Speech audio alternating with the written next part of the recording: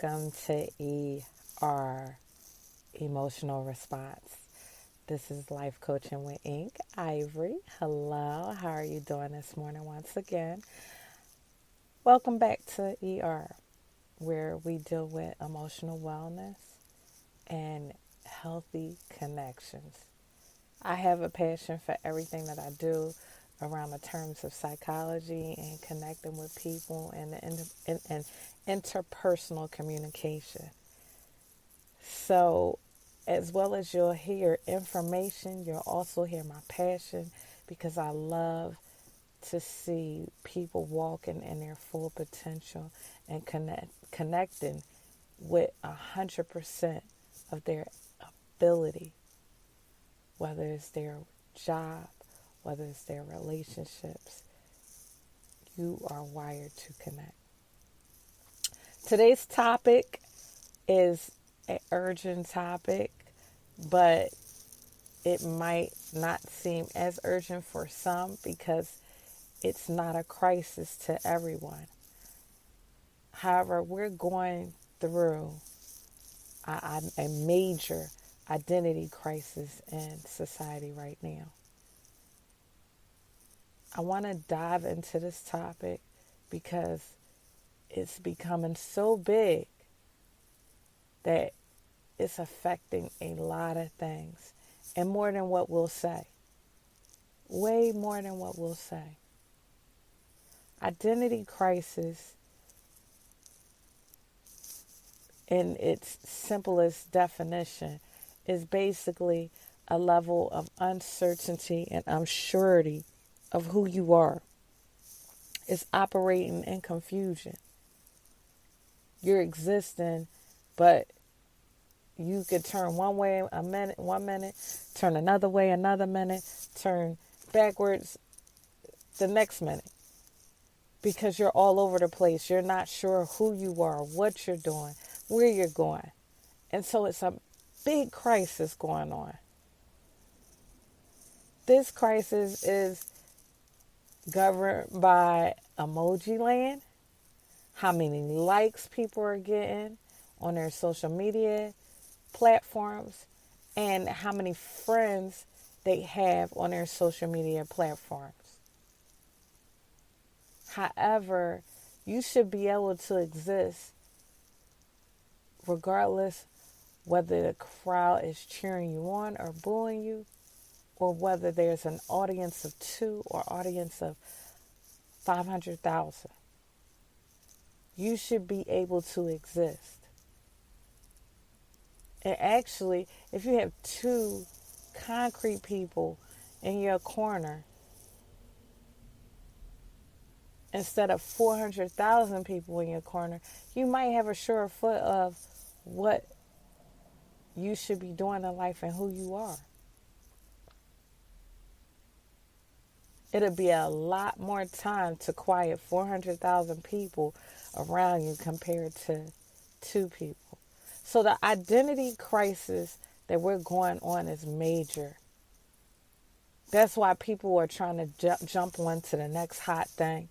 They're trying to be something that they're not in relationships. They're becoming competitive at work and positions that they really are not called to be in, but because financial bracket might be an issue or popularity bracket might be an issue. And so they're swayed and they're moved around according to those variables. And so identity crisis is major. And we have to tackle this topic because it's affecting the way we treat our kids, the way we treat our loved ones, the way we treat people we work with. If you have a sure foot of who you are, you remain a way more confident person. If you have a sure foot of who you are and what you're called to do, Your commitment level to your relationships and work becomes a lot stronger. So the question is, how do you gain identity? Well, the first thing I'm going to tell you before anything else, you gain identity by spending time with yourself. Yes, everyone is born the same way from their mother's womb. However, the way you are designed is uniquely set apart from everyone else. There's something that you can do that no one else can do. There's something you are called to be that no one else can be. However, if you're going according to, okay, well, this person sent me an emoji, 200,000 people sent me an emoji. Oh, I only got 10 likes. Oh, I got 10,000 likes when I did this. Because it could work both ways. Just because it's 10,000 likes in an area, it might be the way you posed and your body figure. And people give you 10,000 likes. That don't mean you called to be a model. So it could sway both ways. Or you get 2 likes and you think, oh, okay, I'm not really called to encourage people. But it could be a matter of timing. It could be a matter of effects. A lot of things can play in the round. So that's why I say you can't engulf yourself in likes and how many friends is on your list. There could be 2.3 million friends on your list, on your social media list. And you still wake up every morning in confusion. So what? You got a whole crowd backing you on your social media platforms. You don't have a clue who you are and what you're designed to do. You're just doing something because everybody else is doing it. And that's a major problem. That's why this identity crisis exists. Because so many people are walking around and walking to the drum of the crowd, walking to the drum of the audience, walking to the drum of the lack thereof of an audience or a crowd. I have to say that because it could work in both ways. However, you have to be sure-footed in yourself. There is a unique way you are designed. There's a unique way you are wired. There's a unique way that you exist to impact others that no one else can do it. And you be like saying to yourself, well, it's like 20,000 people in this profession. But is it 20,000 people named with your name? With your internal makeup that makes you unique? No. I don't think for a second, as a prime example, I don't think for a second Kraft stopped designing mayonnaise because Hellmann's exists. I don't think Smucker's stopped making jelly because there's so many other jellies on a platform of jellies. I don't think Lexus stopped making Lexuses because they heard Lamborghinis are selling. No, it's something unique about your existence, and you have to find it. You can't be floating. You get a pass when you're a teenager because the transition is intense. If you think about it, from birth to toddler, you're very dependent on your parents, very dependent on for even just a matter of sitting up or walking or going down the steps. You need assistance in some shape or form. Then from toddler to junior high,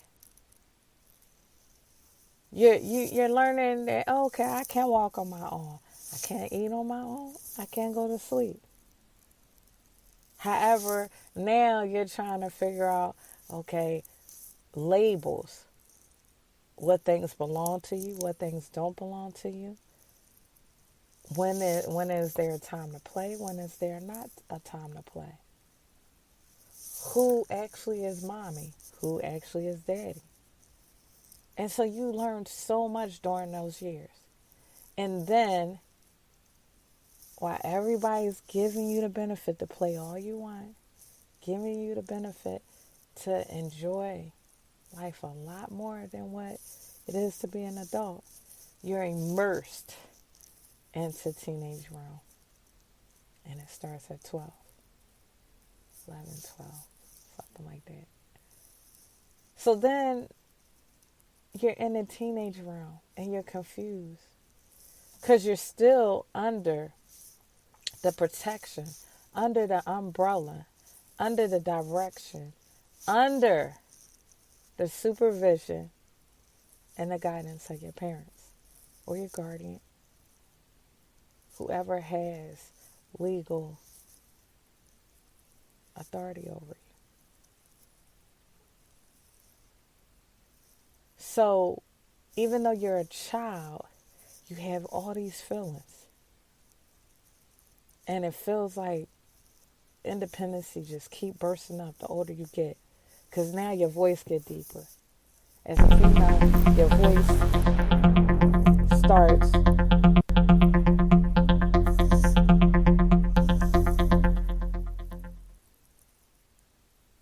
sorry, that was a oops. But may that be alert in case somebody went a little distracted. But as a female, your voice becomes a little more assertive. So now you don't sound like that little angel that mommy sees. Now you sound like a young lady. Both male and female start developing in their body parts. Now you start getting the height that your dad got. Now you start getting the framework that your mother got. And so you start looking around like, who am I? And why do I feel all these feelings that I feel? And half of the feelings that you feel is a state of confusion because you don't even know why you feel the way you feel or what it is that you feel. But you know it's different. You know for sure it's different. And so while all of this is going on, you're trying to figure out where you're supposed to go in life. High school just keeps getting more intense. You go from 9th to 10th to 11th and 12th. And now someone whispers, someone sits you down, someone says over you, okay, now you got to figure out what you want to do with the rest of your life. And you're like, whoa. What I want to do with the rest of my life? I barely know who I am right now, let alone what I want to do with the rest of my life. And so you have to have that time, if you're as good as a teenager, to get your daughter or your son a journal. Because you knew how I was when you was a teenager. Sometimes it's a matter of writing thoughts down and really finding it. Or just having conversations with them. Extensive conversations of just existing, understanding emotions. Not talking to them on a down talk way, but more so talking to them in communion. Like dwelling with them in communion. Like,